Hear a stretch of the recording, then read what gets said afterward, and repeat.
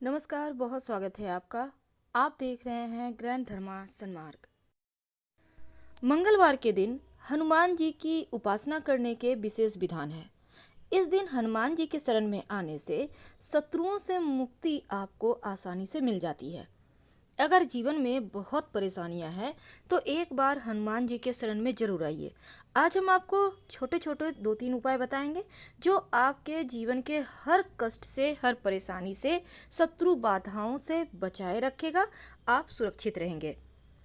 देखिए, मनुष्य के जीवन में कई तरह की परेशानियां आती है, जिसके कारण बहुत सारी समस्याओं का सामना भी करना पड़ता है।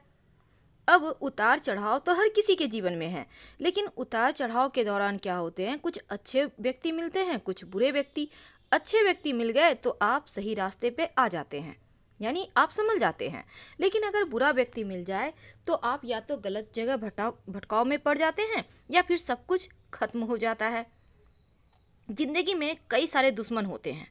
ज़्यादातर व्यक्ति आपका दुश्मन ही है, ये मान के चलिए, क्योंकि हर कोई एक दूसरे से आगे निकलने के चक्कर में लोगों के पीठ में छुरा भोंकता है। कई बार अच्छे दोस्त भी बनते हैं, लेकिन दोस्ती और दुश्मनी दोनों विपरीत चीज़ है। अब इन चीज़ों में हम नहीं बात करेंगे, चलिए आगे बढ़ते हैं। अगर आपको लगे कि जीवन में बहुत सारी परेशानियां हैं, दुश्मनी के कारण चिंता, असुरक्षा, भय है आपके जीवन में, आप परेशान हैं, तो ऐसे में ज्योतिष में बहुत सारे उपाय बताए गए हैं जो शत्रुओं से मुक्ति दिलाता है। तो हनुमान जी को जब आप पूजा करते हैं सुबह के समय, तो एक छोटा सा प्रयोग शत्रु मुक्ति जीवन आपको मिलता है। इससे क्या करेंगे, किसी भी मंगलवार के दिन एक पान के पत्ते पर थोड़ा सा सिंदूर रखकर हनुमान जी के चरणों में रख दें। अगर आप पान का पत्ता ना मिले तो पीपल का पत्ता भी चलेगा, उस पर भी रख सकते हैं। दूसरी बात, अगर आप महिला हैं तो आप सिंदूर अर्पित मत कीजिएगा, आप लाल पुष्प अर्पित कीजिएगा। ये आपके जीवन के हर संकट को दूर करेगा। और हनुमान जी की जब भी पूजा करें, आप 2 तुलसी के पत्ता उनके हृदय में या उनके माथे पर जरूर लगा दीजिएगा। याद रखिए, 2 तुलसी का पत्ता, क्योंकि तुलसी के पत्ते से हनुमान जी बहुत प्रसन्न होते हैं, जीवन में हर सुख सुविधा आपको देते हैं। तो हम बात कर रहे हैं दुश्मन की। कई बार भय और चिंता और सुरक्षा के कारण आपका जीवन तनाव में बीतता है। कई बार आप दुश्मनों से इस कदर परेशान हो जाते हैं कि आप चाहते हैं कैसे भी करके शत्रुओं से मुक्ति मिल जाए। लेकिन आज हम आपको एक ऐसा उपाय बताएंगे जो शत्रु मुक्ति के लिए बहुत रामबाण है। मोर पंख, ये तो आपको पता होगा। एक मोर पंख लेकर किसी भी मंगलवार के दिन हनुमान जी के मंदिर में जाएं। अब हनुमान जी के चरणों के सिंदूर से इस मोर पंख पर अपने शत्रु का नाम लिख दें और हनुमान जी के पास ही ये मोर पंख छोड़ दें। अगले दिन सुबह सुबह उठिए, स्नान वगैरह करके इस मोर पंख को ले लीजिए, किसी नदी में बहते हुए जल में प्रवाहित कर दें। अगर नदी ना हो तो पीपल के नीचे मिट्टी में उसको हल्का सा गड्ढा करके दबा दें। शत्रु चाह कर भी आपको परेशान नहीं करेगा, क्योंकि यहाँ पर हनुमान जी का पहरा होता है आप पर। आपने ये उपाय करेंगे आप जैसे ही, वैसे ही आप देखिएगा आपका शत्रु धीरे धीरे झुकने लगता है, धीरे धीरे वो समाप्त होने लगता है। कई बार लोग बेवजह परेशान भी करते हैं, बेवजह आपको समझ भी नहीं आएगा कि आपने आखिर उसके साथ क्या बुरा किया है। तब मंगलवार के दिन एक तांत्रिक क्रिया किया जाता है, बहुत सिंपल है। देखिए, हालांकि हम आज हनुमान जी की पूजा के बारे में बात कर रहे हैं, लेकिन शत्रुओं से चूंकि मुक्ति पाने का प्रयोग है तो आपके लिए जानना अति आवश्यक है। आप शौचालय में बैठते होंगे शौच के लिए। अब वहीं पर बैठे बैठे जो शौचालय में मग है, मग्गा होता है ना, उसमें पानी भर लें। अब उसमें उस व्यक्ति का नाम लिखें जो आपका दुश्मन है, और फिर इस पानी को आप शौचालय में डाल दें। ध्यान रहे, बेवजह आप किसी पर प्रयोग ना करें। जब आपको लगे कि करो या मरो का स्थिति हो गया है, तब ये प्रयोग कीजिएगा, और ऐसे ही मत कीजिएगा। देखिए, हनुमान जी के पास जब भी जाइएगा आप सरसों के तेल का दीपक और लौंग लेके ही जाइएगा।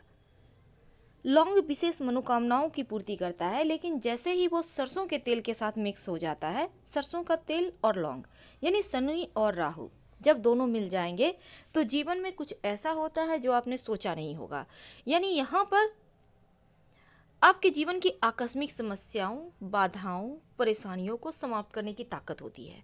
तो हनुमान जी के पास जब आप जाइए तो इसको लेके जाइए, जलाइए और काला धागा लेकर ही घर से जाइएगा, क्योंकि ये काला धागा आपके जीवन के हर कठिन परिस्थितियों से, समस्याओं से आपको बाहर निकालेगा। तो चलिए आज हम आपको काला धागा का एक ऐसा अचूक प्रयोग बताएंगे जो आपको हर परेशानी से बाहर निकालेगा। ये काला धागा हर पीड़ाओं से मुक्ति दिलाएगा।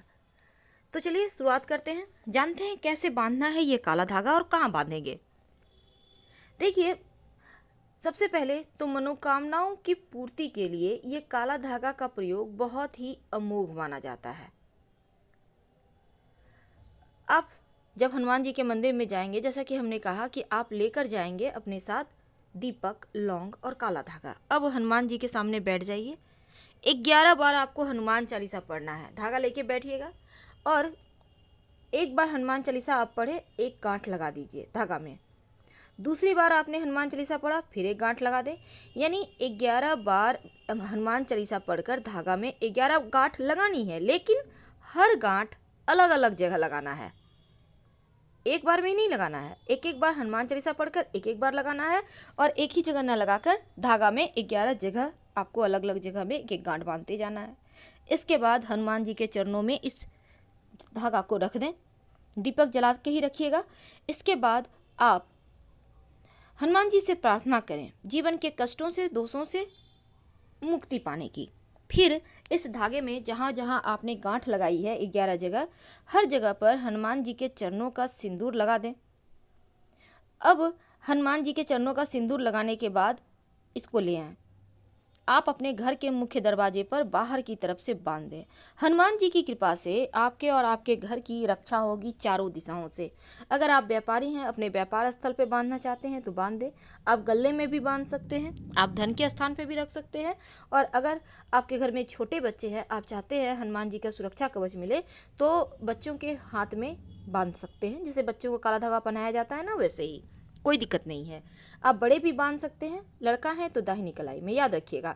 अब काले धागे को अगर धन रखने के स्थान पे रखेंगे तो धन की परेशानी दूर होती है, रुपये पैसे की समस्या दूर होती है, आपके ऊपर नकारात्मक शक्तियां हावी नहीं होती, बुरी नज़र से बचते हैं। और घर के मुख्य दरवाजे पर काला धागा बांध दिया जाए तो बीमारियां भी परेशान नहीं करती है, शत्रु मुक्ति मिलती है, दरिद्रता का नाश होता है। तो मंगलवार के दिन ये प्रयोग जरूर करें और दीपक को वहीं छोड़ दीजिएगा। हनुमान जी से प्रणाम जरूर कीजिएगा। फिलहाल विदा लेंगे, धन्यवाद।